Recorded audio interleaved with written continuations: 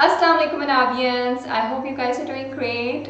Today the topic that we are going to learn is how to memorize the vocabulary well. Like if you remember last time we have done the categorization. हमने उसको सीखा था कि different categories में वो कैसे कैसे हम उसको प्रिपेयर कर सकते हैं। तो आज हमने देखना है कि हम वोकैबुलरी को याद कैसे कर सकते हैं। So the first and first step is a little bit revision. हम थोड़ा सा रिवाइज कर लेते हैं कि वोकैबुलरी को हमने डिवाइड किया था मुख्तलिफ कैटेगरीज में।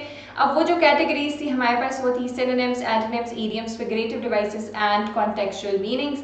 अगर आपको ये कॉन्सेप्ट क्लियर है, गुड, नहीं clear, revise it and then come back again, because today we are going on to the step 2, that is how to memorize it. Means vocabulary को हम याद कैसे कर सकते हैं। एक सबसे आसान तरीका याद करने का है क्रैमिंग, जिसे हम कहते हैं रट्टा लगाना।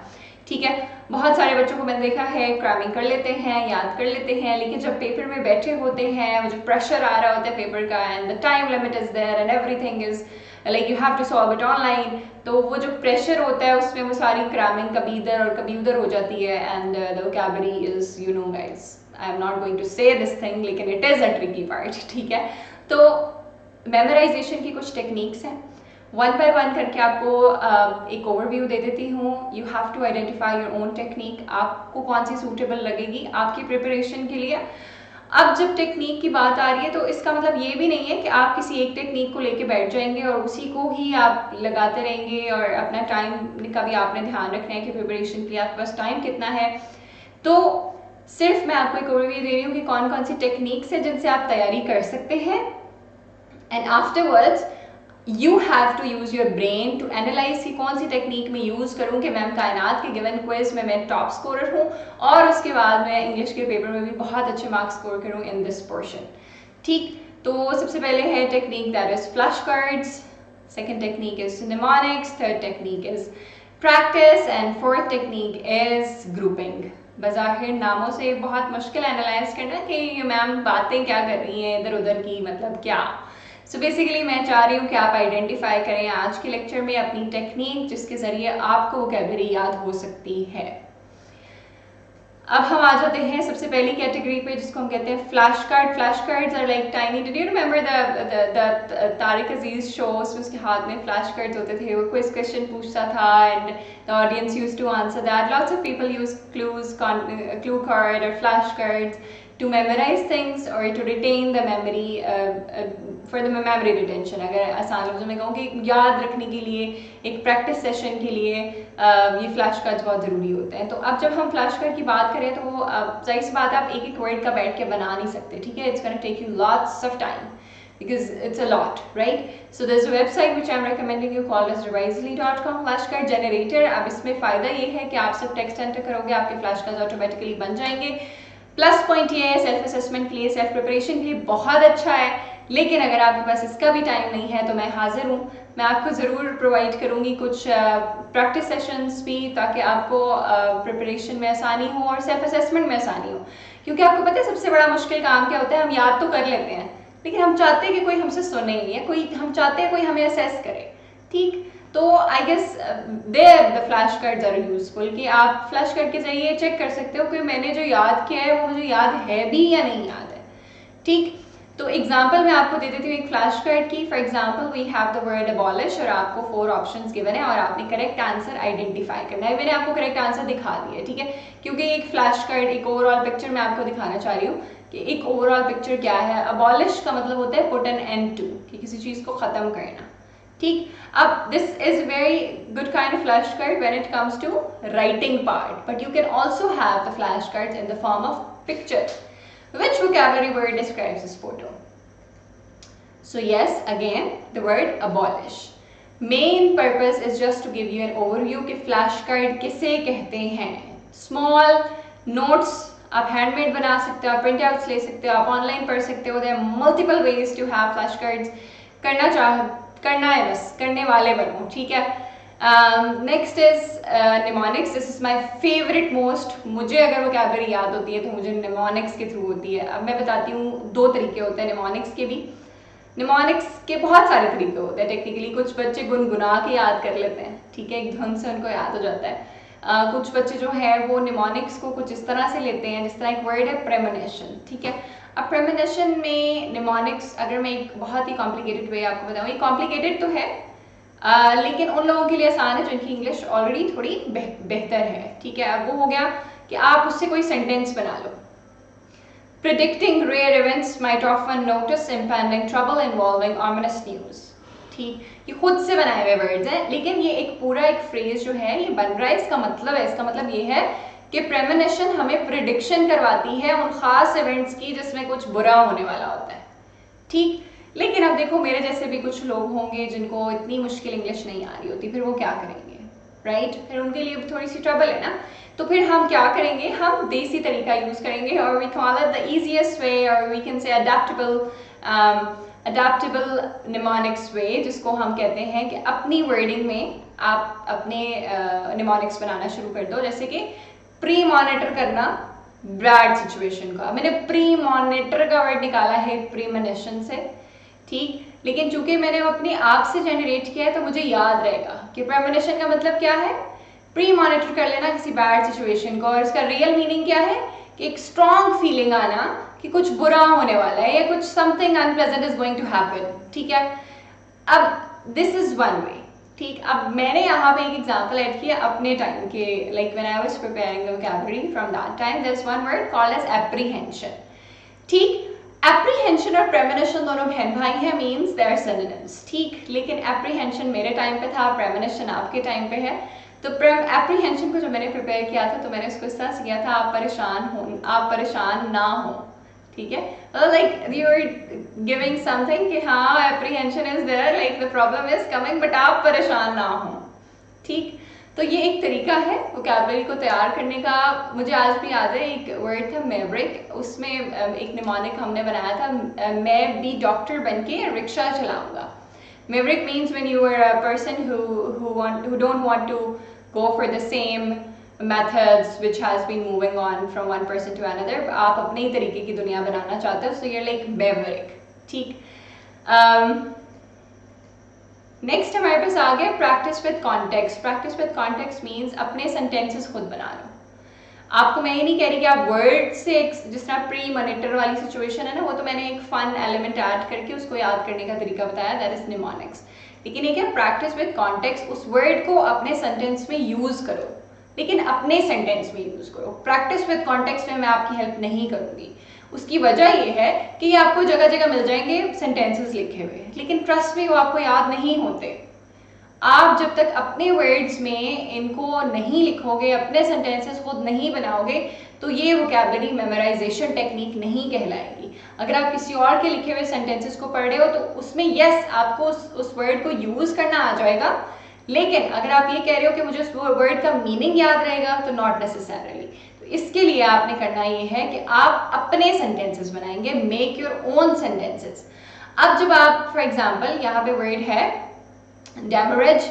नाउ डेमरेज मीन्स कि एक चार्ज जो आपने पे करना होता है शिप के ओनर को, अगर आप उसकी शिप को डिस्चार्ज नहीं कर रहे गिवन टाइम फ्रेम में, ठीक। इसको अगर पिक्टोरियल रेफरेंस दिखाऊं मैं तो कुछ इस तरह से ये दिखेगा डेमरेज। लेकिन अब अभी देखो कितना मुश्किल वर्ड है, कैसे याद होगा?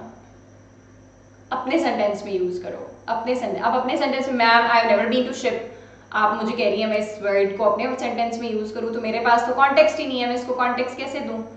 कॉन्टेक्स्ट ऐसे भी दे सकते हो आप, I need to prepare vocabulary within this week, otherwise ma'am Kainat would demand demurrage. Are you getting it? समझ आ रहा है कि देखो आप उस सेंटेंस को, उस वर्ड को अपनी तरह के सेंटेंस में यूज कर लो ना, आप अपनी तरीके से देख लो, आपको मुझे पक्का पता नहीं भूलेगा, क्योंकि आपको याद रहेगा कि दिस गाय इज मैम कायनात, right? And this ship is my ship. And if you want to prepare the vocabulary, you have to give me demerage. Clear? समझ आया? Practice with context ये एक तरीका होता है vocabulary को याद करने के लिए। अच्छा जी, लास्टली हमारे पास एक टेक्निक होती है, उसको हम कहते हैं ग्रुपिंग। ग्रुपिंग मीन्स सेम तरह के वर्ड्स को आप ग्रुप इन कर लो, ठीक है। For example, make a list of similar words. तस्वीर देख लें, कैरिज्मा, ग्लैमर, स्प्लेंडेड। अब ये पिक्चर भी आपके जहन में रहेगी और ये सारे वर्ड्स भी आपके जहन में रहेंगे। तो ये क्या किया आपने ग्रुप कर दिया इनको, एक सेम तरह के वर्ड्स को जिनकी मीनिंग्स थोड़े थोड़े इंटरचेंजेबल है, तो आपने उनको ग्रुप कर दिया है सेम उसमें।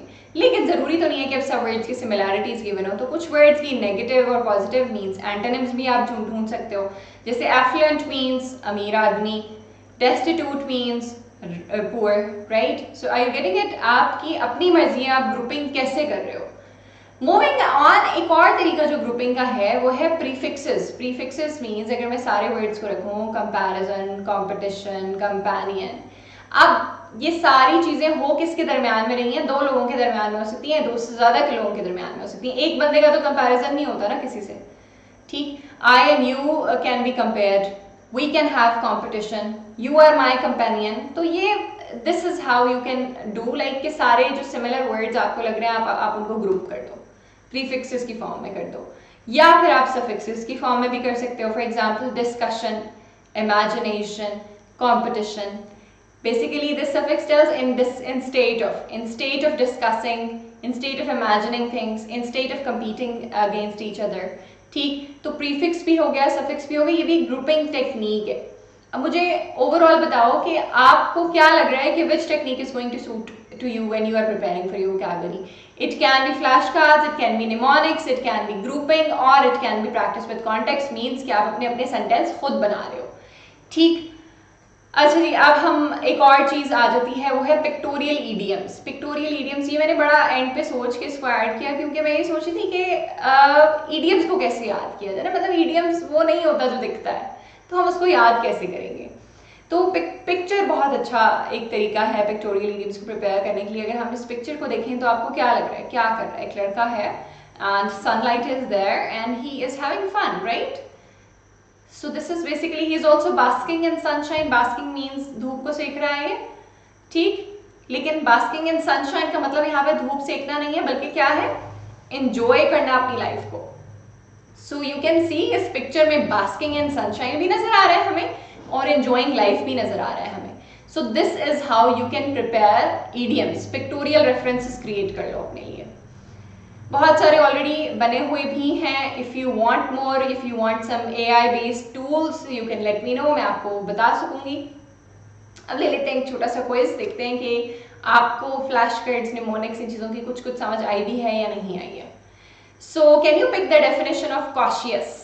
अब देखो पुट एन एंड टू हो ही नहीं सकता क्योंकि वो अबॉलिश का था और मैंने आपको पहले एक्सप्लेन कर दिया। So what do you guys think? Cautious means to increase in a careful way और एक्सट्रीमली एंजॉयबल।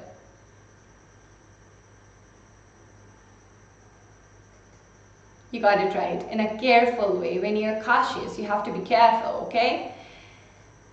Then escalate. अब ना यहाँ पे careful way हो सकता है, ना put an end to. So either it's to increase or extremely enjoyable. Common sense says to increase. You got it right.